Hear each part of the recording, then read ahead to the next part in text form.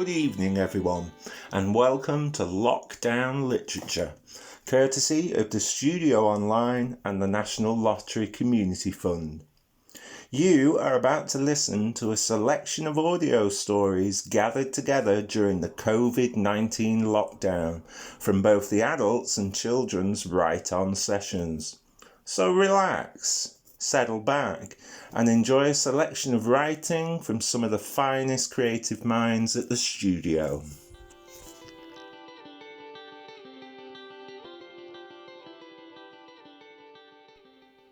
The Mermaid in the River Alt by Paula. Have you ever seen a drunken mermaid?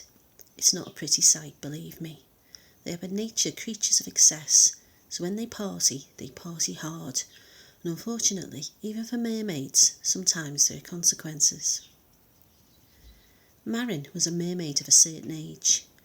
She was still a beauty, but the beauty never fades. In fact, some would say the addition of years enhanced their appeal to us mere mortals. They had a certain knowing quality that sparkled in their eyes, which were a startling green-blue, not unlike the waters of the Aegean Sea. They never knew a wrinkle or a line on their shimmering skin, far too well hydrated for that, and their hair would always catch the kisses of the sunlight as they reclined languorously on any available rock that met their approval. Marin was unusual. She didn't fit the stereotypical image most of us have of their kind. This was mainly to do with her hair. It was short and spiky, very chic actually, but nothing like a mermaid. It didn't drape over her shoulders or down her back. It certainly didn't cover her best assets. She was Marin. Her name meant goddess of the sea, and she did not hide her spectacular form from anyone, mortal or immortal. Her skin had aquatic luminosity, changing colour in a subtle and very beautiful way, depending on whether she was in or out of the water. She was truly enchanting without a doubt. Marin's favourite colour was green, unsurprisingly really, as this was the colour of her magnificent tail, and she had opted over the passage of many hundreds of years to cover her torso in a beautiful seamless corset that accentuated her allure to men and women more than her naked form ever could. A further benefit of age, you see, wisdom. She knew what mortals wanted, and she knew how to make them want her, sometimes with lethal consequences. However, at 6 a.m. that morning, she felt a long way from the alluring siren she was born to be. It had been a heavy night. There had been a gathering in the Irish Sea, an aquatic rave, if you will. Northern sailors, probably the most hardcore to sail the seven seas, had been involved. And let's leave it didn't end well. In short, Marin had allowed herself to be swept away on a tidal wave of hedonism, and that's why she found herself the following morning quite literally up Shit Creek. That's actually a bit unfair. It wasn't Shit Creek at all. It was the River Alt. The River Alt flows northeast through Lancashire and Merseyside. It rises in Huyton and flows through Croxteth Park and Maghull before tumbling out into the River Mersey. The Alt really is a river with ideas well above its station. The casual onlooker would say that most of the time it was a stream at best, at worst a drainage ditch, full of brown runoff from the surrounding fields. Occasionally a spell of bad weather would inflate its meagre banks, but even then its credentials as a river in the proper sense teetered on the edge of reality. It was a week or two of foul summer weather that had contributed in part to Marin's predicament. It had rained virtually non-stop, and as she had drifted completely off her gills, the tide and the wind, and perhaps fate, had guided her right upriver, right into the net of an unsuspecting, slumbering angler. This was one of the worst possible fixes for a mermaid to find herself in. It's just not right. They have to have the upper hand at all times, especially when dealing with mortals. Finding herself stuck fast in a keep net purchased from Carb Central was Marin's worst nightmare. Fortunately, fate did not completely have it in for her. Her captor was fast asleep and blissfully unaware that he had the catch of a lifetime. Actually, she was probably the luckiest mermaid alive that morning because it also happened to be a full moon. The power of the moon is immense, but did you know it's not just the tide and gravity and werewolves who benefit? When the moon is waxing full, mermaids have the opportunity, should they feel the need to to temporarily replace their tail with a pair of shapely legs. This allows them to roam terra firma and create a little havoc with mortal men before returning to their washy haven when the moon begins to wane. Today, the moon would save Marin's scales. A quick wriggle and she replaced her tail with green trousers, Primark's finest, to match her corset. Her skin, while still flawless and unlined, adopted a more mortal hue, to which she added a little contouring for regional authenticity.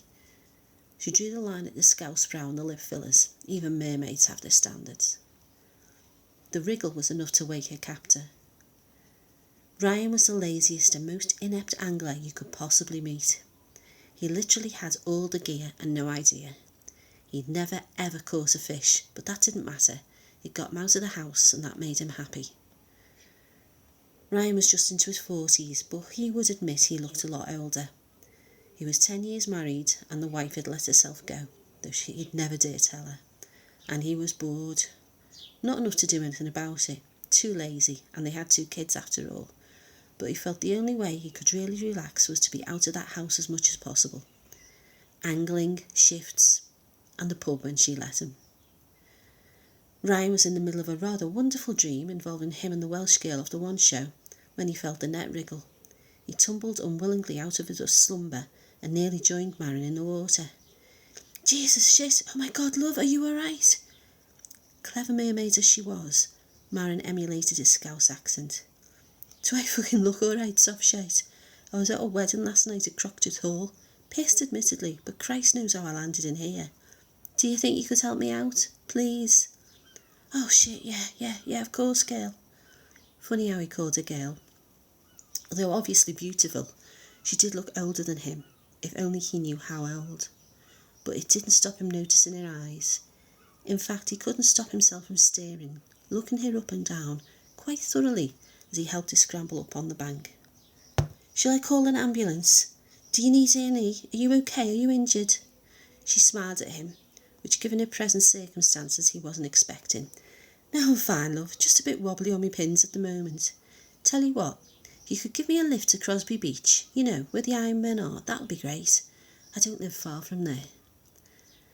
As the woman had just been in his fishing net, he felt he could only agree. She borrowed his fleece to dry off and they got into his life-battered Ford Focus, parked a short distance away. It was filthy. The kids owned the back seat, which was littered with their toys and mountains of fast food detritus. The smell of it almost made Marin hale. She was only saved from this by the heady aroma of the man. Mermaids are highly sensitive to testosterone. It attracts them to mortals like moths to a flame. This Ryan wasn't such a bad example, really, she pondered. He certainly had it over a few of those Norwegian fishermen from the night before. She noticed he had tattoos. They were always a plus in her book, but that stench of, she could barely think the word, family, that pervaded the vehicle, stopped her from doing something, and there's no point in modesty here that Ryan would never have forgotten. Plenty more fish in the sea, she thought, as he dropped her off at Crosby Promenade. Are you sure this is okay, love? He seemed reluctant to leave. Don't judge Ryan, this wasn't his fault. Even when she wasn't trying to ensnare a man, just being in her company for a short time was enough to become enchanted by her. Oh no, I'm fine, I'm only over there, she waved vaguely towards the water. You need to get home. Your wife and kids will be wondering where you are. This was enough to jumpstart Ryan back to reality. He panicked. No way was he going to be able to explain this one to the wife without there being absolute murder. He quickly formulated a diversionary tactic of a full Mackey's breakfast for everyone. Then she wouldn't even notice his fleece was dripping wet. She'd be too busy shoveling her hash browns, and his too, into her gob. As his car disappeared into the distance, Marin wandered over to a bench and made herself as comfortable as her temporary legs could allow. She waited for the moon to rise and the turning of the tide. Eventually the promenade was absent of all mortal life, and the waxing moon was high in the sky. Marin approached and sat on the seawall, which was being roughly caressed by the rising waves. Her Primark trousers and her mortal legs vanished, only to be replaced by a glorious, lustrous tail. Her iridescent skin glittered seductively under the light of the moon and stars, and she gasped, "Oh, at last!" as she disappeared below the surface. She wasn't alone in the water. A colony of rather judgmental mermen who had taken to skulking in the guise of being Iron Men when the tide was low and the moon was full, tut-tutted as she swam elegantly past. "Maybe go easy on the Norwegian sailors next time, Maren," one of them called, as a bubble trail faded into the distance. Her laughter echoed loud and long into the Liverpool Bay, to the Mersey Bar and beyond.